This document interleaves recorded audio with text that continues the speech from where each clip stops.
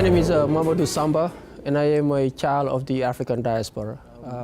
I'm from Senegal, West Africa, which is on the west coast of Africa.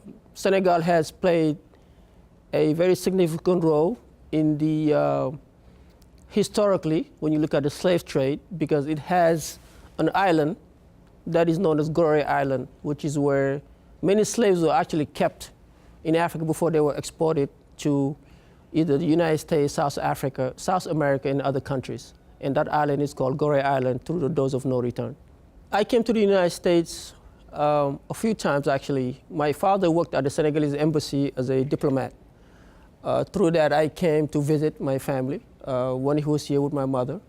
And then I went back. But I came back in '95, and I stayed as a young immigrant. By that time, my father's service has ended, and he went back. So I came right after his term at the embassy ended. My sisters were already here, so I came to join them, and they took responsibility over me, even though I was old enough to do so by myself, but they were already here. And being an African, those who are older than you are essentially your mothers and your fathers. So I didn't have a choice. I came and stayed with my sisters down here on 16th Street. And my first high school was actually back down here at Bell Multicultural High School. So that has been the start of my life as an immigrant in the United States. And my first years and days in the United States was mainly highlighted by the fact that I realized that people didn't know anything about Africa, the country that I, held very dear in my heart. Besides what people saw on TV, the stereotypical images about Africa, people being hungry, AIDS, HIV/AIDS, and the usual starving community, backward community, less advanced than others. People didn't know anything else about where I came from. And that was very surprising to me. The first few years I hit culture shock in a way. I was very surprised to see a homeless person in the United States. Despite all the advancements that the United States has, I was very surprised to see a homeless person, because that doesn't exist where I come from. Even though we're not as rich or as advanced, homelessness is something that I've never seen. So I was very surprised by that. I was also very surprised, like I said, to see that people knew nothing at all about where I came from. So I spent most of my early years of high school trying to convince my friends about those misconceptions that they had about Africa. Misconceptions like no, we don't live next door to lions and tigers in Africa. That no, Africa is not a country. And Nelson Mandela is not the president of Africa. Yes, we do wear clothes. And yes, I took a plane coming here. We don't swim across the Atlantic. So that was the main challenges that I faced as a young immigrant, besides the fact that I didn't speak English that well. I spoke very little English, so I spent a lot of time in classrooms and in the neighborhood pretending like I understood everything that everybody was saying, when in actuality I understood very little about what they were saying. So culture shock was the first issue that I had to deal with, and identity issues, because you come here as a young African. Yes, you're black, you have black skin, and you see other people who are also black like you, but what are you? So many of my friends, as I remembered, and even me sometimes, I was guilty of that. There was a time where you were even ashamed to say you were from Africa because of what people understood Africa to be. So people would always say, I'm from Jamaica, because Jamaica was cooler than Africa. Or people would say, I'm from France, because you speak French. People would sort of, but shortly after, I decided and I realized that in order for people to respect me as a person, in order for people to see me in order to project myself as someone who's proud of where he's from, I have to assume that I'm from Africa. And ever since then, I'm very proud to say that I'm from Africa.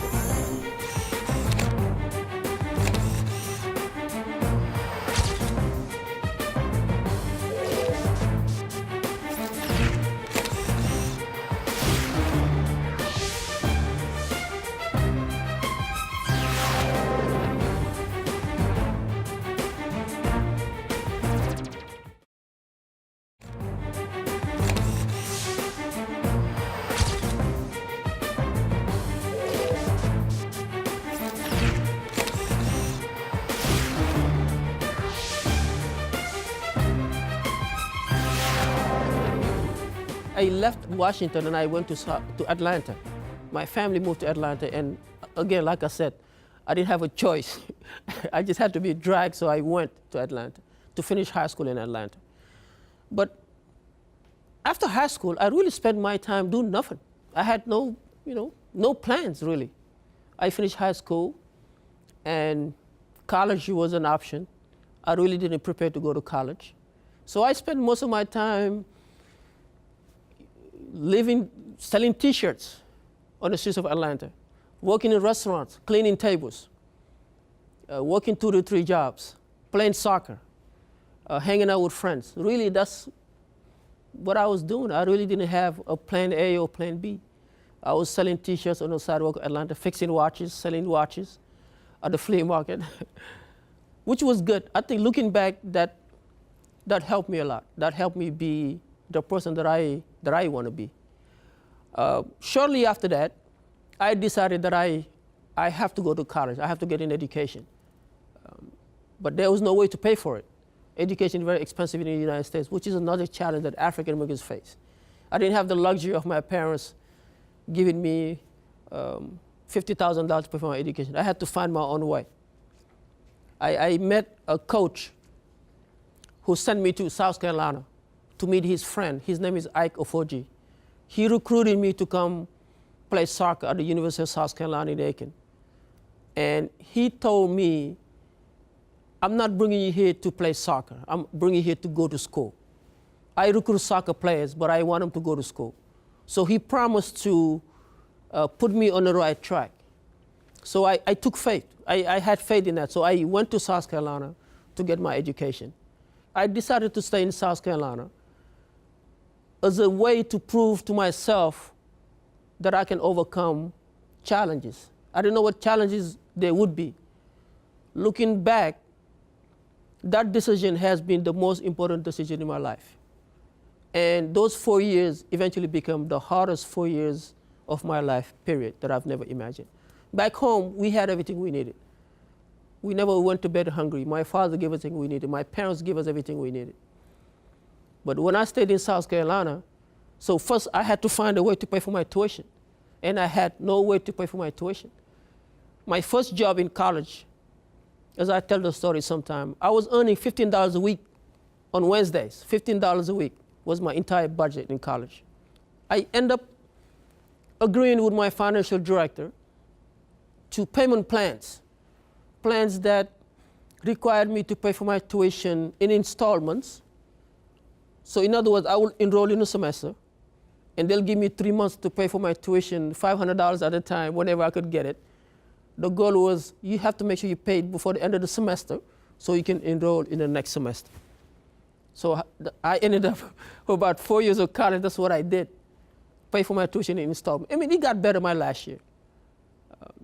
While most of my students, my friends, come to class at the beginning of the semester with their books, I would buy my books usually halfway through the semester or sometimes even later during the semester, which meant I was always catching up to my classmates or just trying to get a barely passing grade to enroll in the next semester. So that was the challenge of my life. Coming to America, and you look at the dichotomy here. People think of Africa as being poor. People are hungry. But I had to come to the United States to go to bed hungry many times. I will fast during the month of Ramadan, but at the end of it, I would have no food, mainly just peanuts and water. But I will always make sure to do what I'm supposed to do, even though things weren't always good. So between high school and now, if I had to write a book about my life, I would mainly focus on those 4 years of those challenges that we faced. And I wasn't the only one. There were many immigrants who were there with me, who faced, if not harder, but way more harder challenges than I did. But I had an opportunity to grow up in a family that put values of dignity, of sincerity, of hard work, and going out as far as you can before you give up, if give up ever exists. So I use that as a way for me to overcome those challenges, and I'm glad I went through that. Even during tough times back then, we would always say, there's a light at the end of the tunnel, whatever that means. right? We always think that one day we'll look back and we'll laugh at those times. And we do. I call my roommate sometimes and we'll joke about when we were, sharing a handful of peanuts, But I always also believe that with hard work and dedication to whatever you commit to, things can be better. I don't know exactly what I'll be doing. I mean, looking back, I knew I always wanted to be in public service. I knew I wanted to be in a place where I'm serving or giving back to my community. I didn't know it's going to be the director of the Office of African Affairs. And there's so much more to be accomplished. But I always believed that, as a Muslim, right, I believe that sometimes God puts you through certain challenges to test you, right? And then if you overcome them, there's a reward at the end of it. But you have to be able to handle that and handle that and you have to be able to deal with that. Those are just tests in life, So I did that without much complaint. Most people wouldn't even know unless I told them. And most still don't know. I think my professors found out the week we were graduated and they took us to dinner and they asked us to tell our stories and I told my stories. So the whole 4 years that I was there, many of them never even realized what we were going through as immigrants. So I always believed, and I'm always, aiming for the next challenge. The harder the better. The harder the better.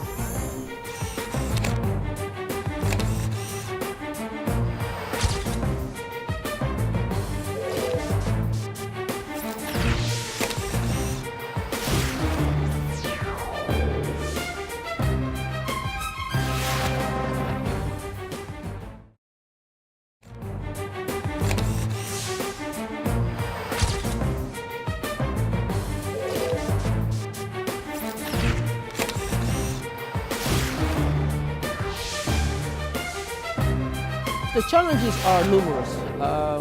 For one, when you first come, many don't have the support system that I did. And beside my sisters there, I don't even know if that was all the support system that I needed. But many do come and just go straight to an uncle or a friend or a cousin or someone they don't even know, they don't have that relationship with them. So many of the immigrants do face those challenges. When they come, now what? You got to work, you got to earn a living, you don't speak English very well, you're either undocumented, you don't know how to navigate the system. It's a very complicated, complex system. If you take the healthcare industry, for example, you have African countries where most government healthcare programs most healthcare insurance are government sponsored. You come to the United States where you deal any day from HMOs to PPOs to POSs to fee-for-service. You have all of this complicated system where someone who comes in at first and doesn't have the support system will have a tough time navigating those challenges. And plus you come as an African. For one, you are put in a box because you speak with an accent, you're from Africa, and you, in a sense, people see you as someone who's not as advanced, or you come from a poor country, or you come from a country that doesn't have anything, so you have to come to the United States to earn a living, which may be true in many cases. But support system is one of the major challenges. Two, you come in a country where, so yeah, you African, but then again you have our African American counterparts. And sometimes there has been challenges where they sort of saw us as people who don't like the African American community, or because we thought we were more African than they were, or we thought we were blacker than they were. Not in terms of skin color, but in terms of origin. So that's one of the major challenges that I face myself. And I think another challenge that we face as immigrants is really the lack of debate that includes us. Many discussions have been held about immigration. But again, when we mention immigration, it's always about the Latino community and very little about the African community. So I mean, I think those are mainly some of the challenges that I think I face. But the most important one has to always be the stigma and the stereotype that people see Africans to be.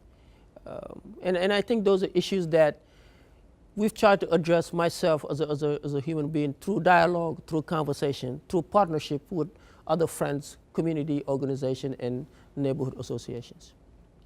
In the African community, sense of community is really geared towards neighborhood associations or country-based associations or culture-focused associations. So you have a lot of Africans, as soon as they land, whether the Ethiopian community or the Senegalese community or other communities, they join a neighborhood association, the Senegalese association of whatever, the Ethiopian association of whatever. And this is where they find a sense of community or organizational activities that are ethnic focused or country focused. So this has been in lieu of something different, a place where people go because members of this association speak the same language they speak. They understand the same culture that they come from. They are understood better. They are not misjudged. They are not put in a box or they are not stigmatized. And this is where people feel comfortable. So whether it is a religious organization, either Muslims or Christians or Hindu or whichever faith people practice, this is where a sense of community really starts. But I find that a small problem with that is it tends to be limited to just those people that are from that country or that are part of that culture. So there's little interaction with other communities or other cultures or other people from other countries.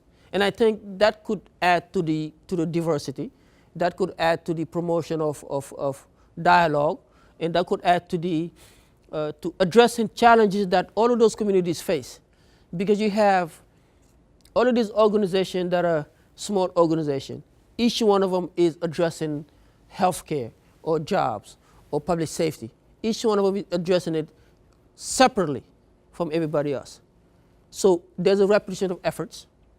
There's a duplication of efforts. Resources are being wasted only if we could do this together as one larger community rather than separate institutions and separate communities. I like the fact that people love this city. It's a small city, but people love this city. I mean, I've only been here for a couple of years, and I cannot tell you how much I love being in the city, District of Columbia. And to me, landing here as an immigrant a couple of years ago and now coming back to work here, it feels like full circle for me. I am an adopted son, as the mayor put it, of the district. And there are so many people like me. When you walk down U Street, you look at how diverse the city is. Ethiopians, Ghanaians, Russians. You have people from all walks of life that come to DC for either work, family. And to me, it reminds me of where I come from, because Senegal is a very welcoming city. It's very diverse. You will see people from all countries coming to Senegal for business, work, family. So I mean, I feel that it is welcoming. This metropolitan area is the second largest metropolitan area with the largest number of African immigrants, is proof that more and more immigrants are picking Washington, D.C. as a top destination choice. So I do like the fact that it is welcoming, it is diverse, and people can really have a chance of pursuing their dreams, whatever dream that may be. The future, in my opinion, is very bright. The African community is the fastest growing immigrant group in the United States, even more so than those from Latin American countries, some have argued. When you look at the African Americans, the diaspora, we send over $50 billion in remittances back home. Now, more and more governments are interested in our work. What can person A do in a country A? Why can't they go back home and do it there? Because they have the skill, they have the talent. On U Street, for example, you have many, many Ethiopian-owned businesses there. So the future is just very bright. More Africans have invested in home mortgage loans here than in New York or Los Angeles, for example. And you think about their children, those who were born here, people who are just like Barack Obama, for example. Parents are Africans. So same, you have second or third generation immigrants that are born here and that are doing just fantastic, going to the biggest schools, coming out, getting the very best jobs. So I mean, I think the future for the African diaspora is just I'm very hopeful of what we are able to, what we are, the direction in the going. But we also have to take lessons from our brothers and sisters from the Latino community. They've been here longer than we have. They are more settled. They are more structured. So we have to be able to take what worked for them and apply it in our community. But overall, I am confident that the African American community will continue to play a significant role in policy decisions, economic contribution, health and human services, in whatever category that may be, in education and so on and so on. There has to be an opportunity for us to tell our stories. There has to be an opportunity for us to dictate the dialogue rather than letting somebody else tell our own stories. And I think that's been one of the major issues that we have. People have been telling our own stories for a long time, but we have to tell our own stories. We have to be able to let people know that Africa is not just about a festival or a soccer game, or it has to be about jobs, it has to be about employment, it has to be about public safety, it has to be about all of those things that anybody, whether you are black or white or resident of the district, cares about. It has to be about those things as well. So we have to be able to create a platform where our stories are heard, our issues are addressed. We are in a good place right now. People are engaged, people are energetic, people are motivated to be part of the discussion. And I think we have to do a good job at, again, changing the narrative in many ways.